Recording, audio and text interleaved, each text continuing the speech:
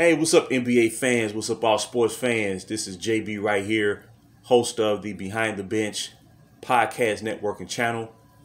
Just want to give a shout out to the rest of the crew. I'm talking about Shy, Kelvin, and Jermaine.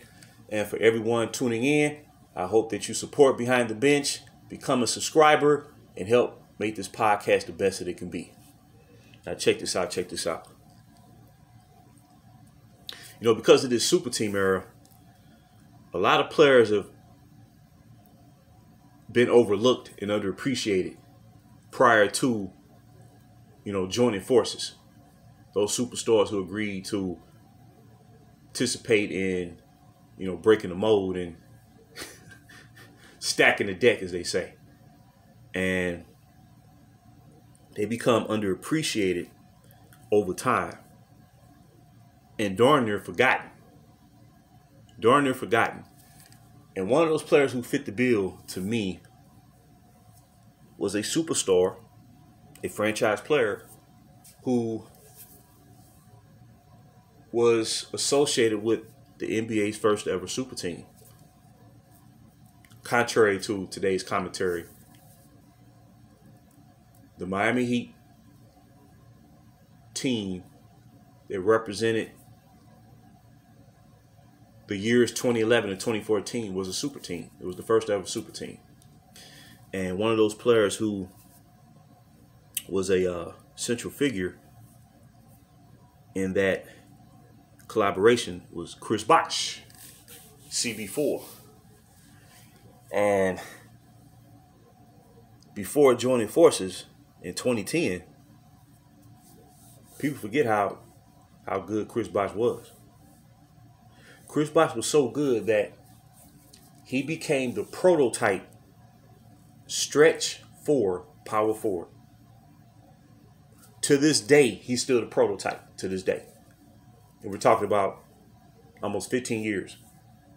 He was a member of the Redeem team in 2008. He was considered a franchise player.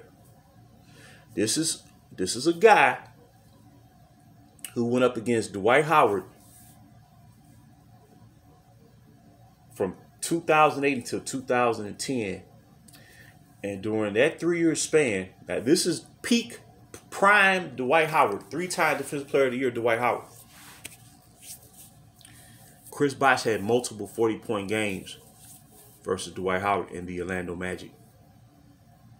He was left-handed. He had great range from 15 to 18 feet out. Automatic. He was automatic. And during his last 4 years in Toronto, he was averaging 22 and 10. In his last 2 years in Toronto, he was averaging 24 and 10. 24 and 10. 24 and 10.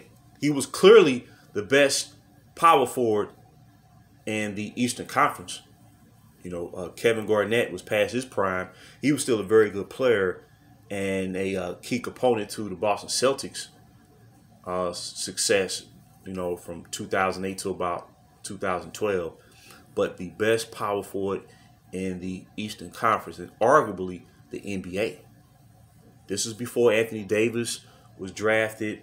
Blake Griffin had just got started. Kevin Love had just got started. But in terms of being a stretch forward at that position, Chris Bosh remains the prototype to this day. He gets you the rebounds too. Now, he was seen as finesse per se because I think a lot of times what happens in the current NBA of the past 10 years or so, teams try to take a power forward and convert him to a center. Like a pseudo 4 or 5, but you can't do that. And that's where teams get crossed up a lot. But in terms of that forward position, that power forward position, Chris Bosh was the prototype. And before he joined Miami, I was like, man, if Chris Bosh, because people say that LeBron had no talent in Cleveland. Yes, he did. They was winning 66 and 61 games in 2009, 2010. Now, roll off the names of Chris Bosh teammates, and you'll find yourself having to go do a Google search to find out. Cause you ain't gonna remember. You're not gonna remember. You know, he had Jose Calderon. He was solid. You know, was it Andre Borgnani, and Jerome Williams. They call him the junkyard dog. You know, he'd get he'd make the hustle plays for you, but he wasn't no scorer. Chris Bosh, second best scorer on their team, was only giving you 13 points a game. Chris Bosh had no significant supporting cast, but he was still leading them to the playoffs. Chris Bosh was leading them to the playoffs. And like I said, his last 2 years in Toronto, he was averaging 24 and 10. He was scoring 40 points on Dwight Howard on the regular, 40. And he was left-handed. And he added to his game by, expanding his range. He started shooting 3-point shots by the time he got down to Miami. But the unfortunate part about it was he had to take he had to subjugate his game, and he was asked to be the number 3 guy. And by the time he finished up in Miami, during that 4-year run, I mean, they turned him into a spotter shooter and a decoy. And even in the interview, by the time that last run in 2014 occurred, where they went to the finals and lost to the Spurs, Chris Bosh said he lost his instincts on how to post up, on how to rebound. And that's why, when you're playing sports or whatnot, whatever sports you play, you have to keep up on working on your fundamentals to not lose that instinct. So because of the fact that he had to subjugate his game,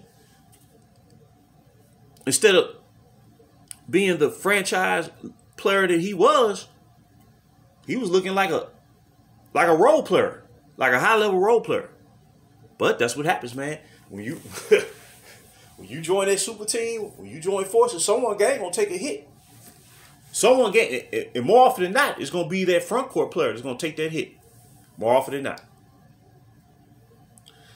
But like I said, man, the dude still remains, to me, to this day, the prototype stretch four that teams are still clamoring for to this day. And Chris Bosh had mad game, and by the time he went to Miami and left Toronto, Chris Bosh,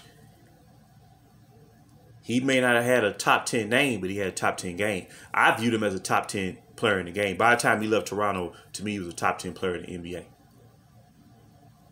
But, fans rarely got a chance to watch Chris Bosh play, mainly because, he was playing in Toronto, which is not located in the United States.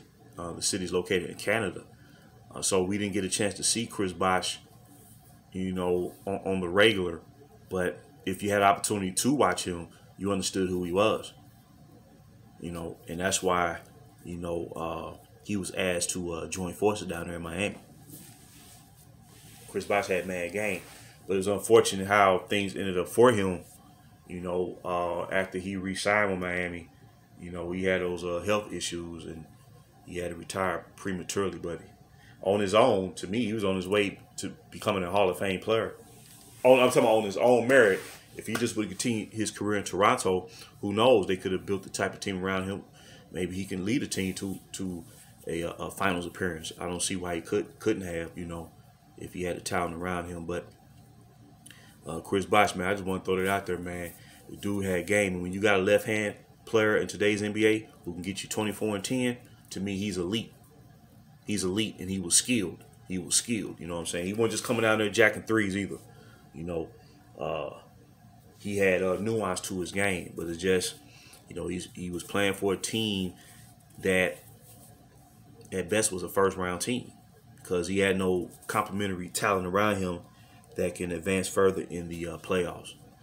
But yeah, that's my take on CB4, Chris Bosh. He was a top 10 player at his peak. But I just want to throw it out there, man. Chris Bosh, man, he was on that Miami Heat super team, and now he's seen as a footnote in history. But this is JB Red here. Until next time, BTB, Behind the Bench.